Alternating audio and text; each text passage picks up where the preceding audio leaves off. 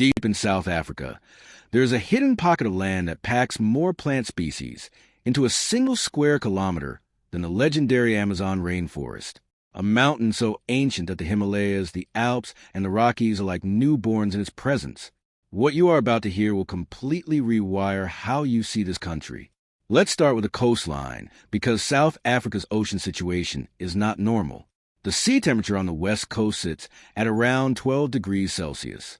Cold, almost aggressive. Meanwhile, the east coast, at the exact same latitude, sits at a comfortable 24 degrees.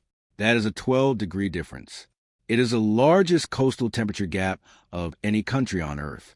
Two completely different marine ecosystems, shaped by two different ocean currents on either side of the same nation.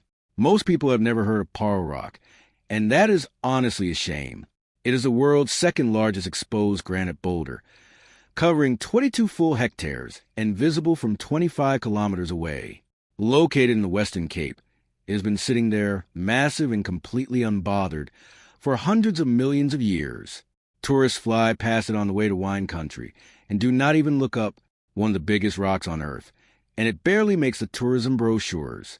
Now, this next one is a little uncomfortable. Mapungubwe Hill is the site of a powerful Iron Age civilization that flourished over 1,000 years ago. Advanced, sophisticated, a real kingdom. It is a UNESCO World Heritage Site, and the uncomfortable truth is that most South Africans have never visited it. They have heard the name, but they have never stood on that ground where an ancient African empire once traded gold with the world. Then there is Boesmansgat. Try saying that 3 times fast. It is a cave sinkhole that plunges 283 meters straight down into underwater darkness. It is one of the deepest freshwater sinkholes in the world ever explored by divers, and it has claimed lives. Multiple experienced, highly trained divers have died attempting to reach the bottom. Some places on this earth do not want to be explored. Boesmansgat is one of them. South Africa's gold mining industry has extracted over 50,000 metric tons of gold from the ground since 1886. That would be approximately $2.8 trillion in today's value. To put that in perspective, that is enough solid gold to fill the first 4 floors of the Empire State Building.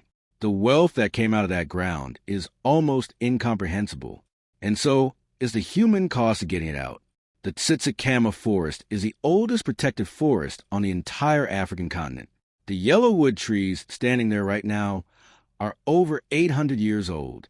They were already towering ancient giants before Columbus ever set sail, before the Renaissance, before most of Europe's great cathedrals were even finished.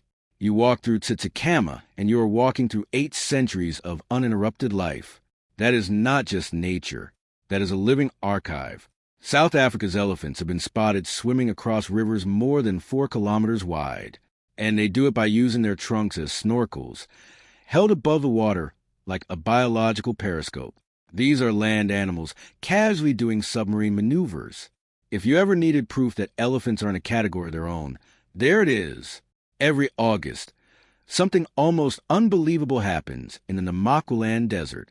Millions upon millions of daisies burst open across the landscape, turning an otherwise dry, barren wasteland into the world's largest natural flower display.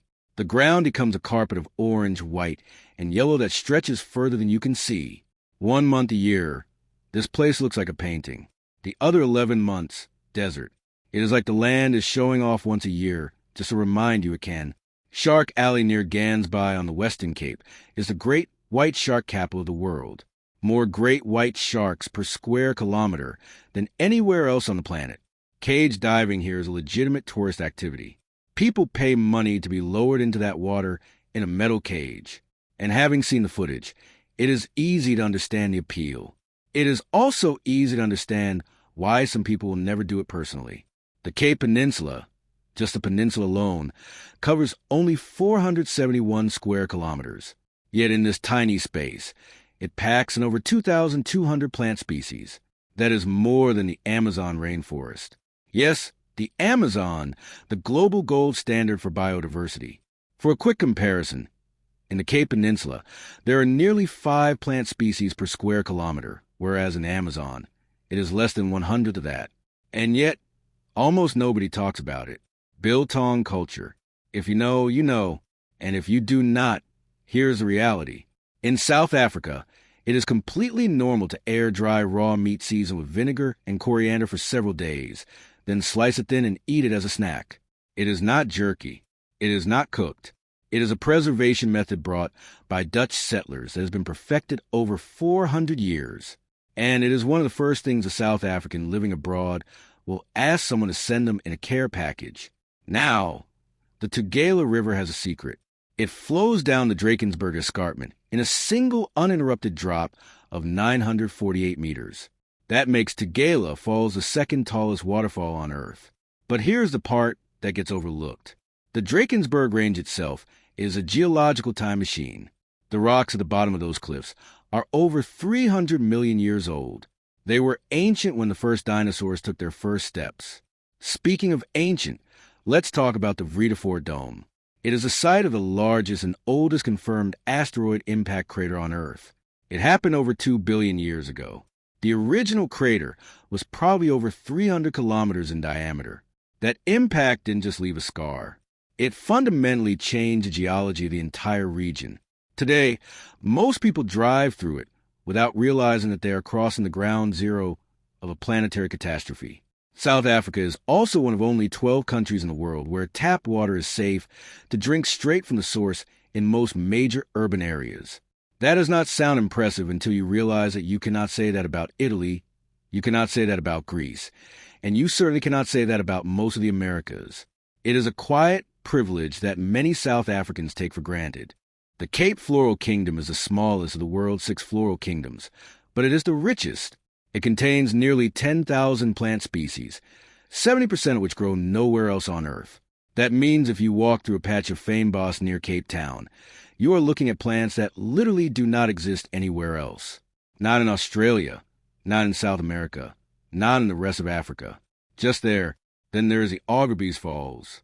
The Orange River crashes through a granite ravine in a single 56-meter drop, and when the river is in flood, the sound is so loud that local Khoisan people name it Aquareebes, the place of great noise.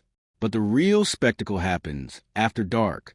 The spray from the falls creates permanent rainbows in the moonlight. You do not need sunlight to see a rainbow at Augerbees. You just need a full moon and a willingness to stand in the cold.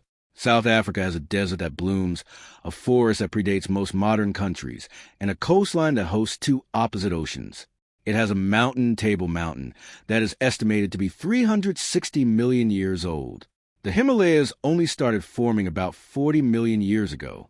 The Alps, 30 million. The Rockies, 80 million. Table Mountain watched continents drift. It has been there for almost the entire story of life on land. And finally, let's talk about the people.